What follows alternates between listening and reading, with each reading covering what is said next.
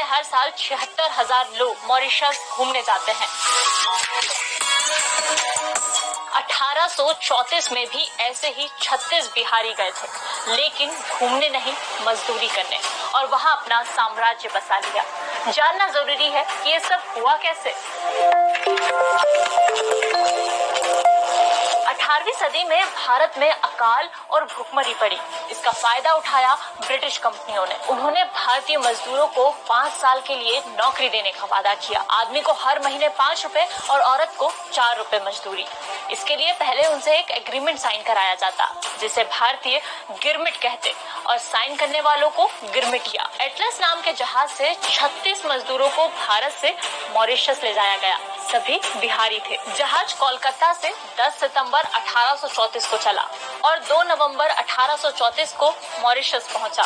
1834 से 1910 के बीच 4,51,740 गिरमिटिया मजदूर भारत से यहाँ पहुंचे। इस दौरान कई खौफनाक घटनाएं हुई। लोगों को ब्रिटिश आर्मी की नजरों से बचाकर ठसाठस जहाज में ले जाया जाता।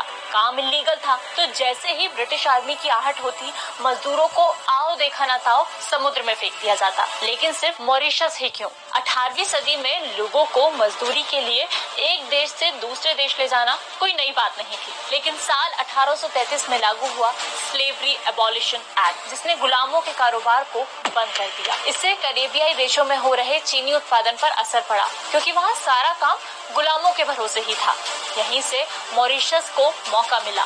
कैसे? तब ये देश भी ब्रिटिश कंट्रोल में आ गया था और उन्होंने यहीं पर शुगर प्रोडक्शन बढ़ाने की ठानी।